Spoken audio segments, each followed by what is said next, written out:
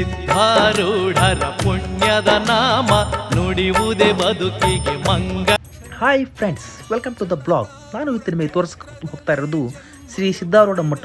ಇದು ಭಾರತದ ಪವಿತ್ರ ಕೇಂದ್ರಗಳಲ್ಲಿ ಇದು ಒಂದಾಗಿದೆ.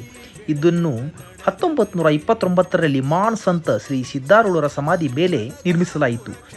ಶ್ರೀ ಮಾನ್ ಸಂತ ಶ್ರೀ ಸಿದ್ಧಾರೂಢರ ಬಗ್ಗೆ ಹೇಳಬೇಕೆಂದರೆ, ಶ್ರೀ ಸಿದ್ಧಾರೂಢರು ಮಾರ್ಚ್ 26, 1836ರಂದು ಬೀದರ್ ಜಿಲ್ಲೆಯ ಜಕಳಾಪುರದಲ್ಲಿ ಜನಿಸಿದರು. ಚಿಕ್ಕ ವಯಸ್ಸಿನಲ್ಲಿ ಅಧ್ಯಾತ್ಮದ ಕಡೆಗೆ ಆಕರ್ಷಿತರಾಗಿ ಸದ್ಗುರು ಗಜದಂಡ ಸ್ವಾಮಿಗಳಿಂದ ದೀಕ್ಷೆ ಪಡೆದರು. ಇವರು ದೇಶಾದ್ಯಂತ ಸಂಚರಿಸಿ ಅದ್ವೈತ ತತ್ವಗಳನ್ನು ಬೋಧಿಸಿದ ಅವರು ಅಂತಿಮವಾಗಿ ಧಾರವಾಡ ಜಿಲ್ಲೆ ಹುಬ್ಬಳ್ಳಿಯಲ್ಲಿ ನೆಲೆಸಿದರು.